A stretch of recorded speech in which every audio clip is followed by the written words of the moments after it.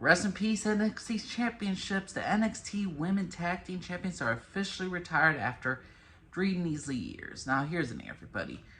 Shayna Baszler and Ronda Rousey have officially beat Isla Dawn and Alba Fire. To no one's surprise ever. You think WWE was going to give it to the unholy union? You think they're going to give it to the women who've been built up as a credible tag team for the last 6 months? You think they're going to give it to the youngsters, the unknowns, over the political favorites, former UFC champion Ronda Rousey and Shayna Baszler? Come on. They just won the title. There's no way they're going to lose it.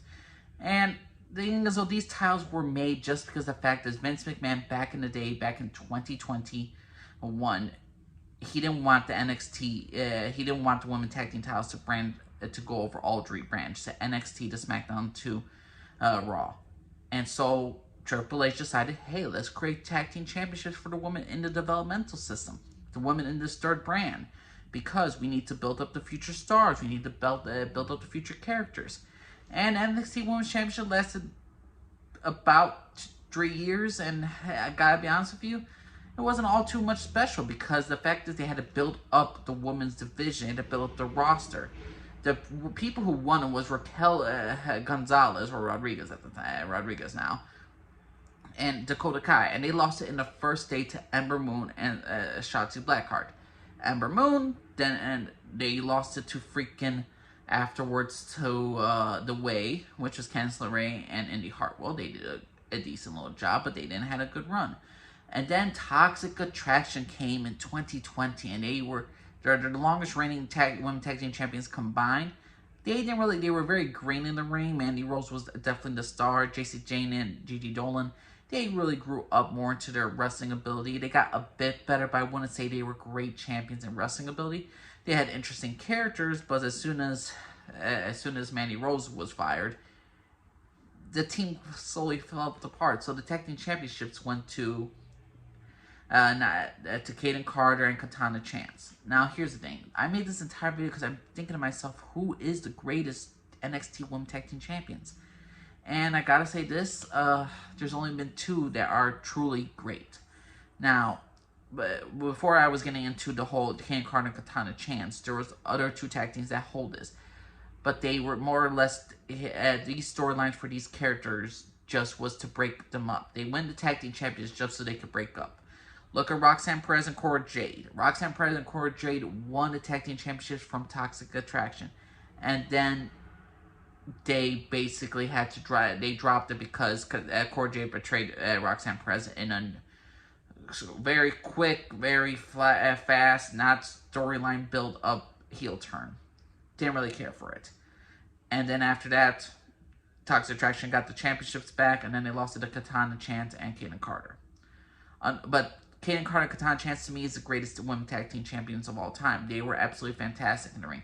These women ran NXT. They were in NXT with Triple H, then 2.0, and the new NXT. They lasted all the time. They were 4 years together, as not as champions, but as a tag team. These 2 women built each other up. They built their characters around each other. They were high-flying, high-pace, high-action. They are, if you look at all of women tag team wrestling, just even outside WWE, they are to me, they are the best women tag team in all of wrestling history. Because they were just that good. 4 years to build themselves up as a tag team, to become their real-life best friends, and to develop the brand they were running. They had the longest single reign with the tag team championship for NXT tag team champions, and they were the best overall with their championships. Thing is, though, they lost it, and they lost their titles to a team which Kiana James and Fallon Henley, in a very lackluster. And not to say the women weren't good in the ring, it's just they weren't built up as the characters to take them on, and their storyline was just built up so they could lose the championships. And another thing in WWE, they love to, hey, let's start up a tag team, let them win the championship, and let them slowly drift apart and destroy each other in under 3 months. Of course. But I would say, besides Katana Chance and Kaden Carter as the greatest tag team, I say the only strong good one was Alba Fire and Isla Dawn, because the fact is they built themselves as characters, the unholy union. They used to feud Isla Dawn against Alba Fire. Then Alba Fire turned to the dark side with Isla Dawn, then it became a heel tag team. They had a supernatural feel to them. They beat Fallon Henley and Kiana James, and afterwards, their final match in NXT was against Kaden Carter and Katana Chance, two great tag teams fighting against each other. Good match. Each one was different. Was drafted to Raw, to SmackDown, and I enjoyed Alba Fire and Isla Dawn. I say they're the best characters of the women's division of NXT, but the problem is, though, when they got drafted to SmackDown, we all know what happened, and we all knew they were going to be cannon fodder to the political favorites known as Shayna Baszler and Ronda Rousey. So if you're all asking me who's the best of the best, I would say it's NXT's Kaden Carter, Katana Chance, 4 years together running.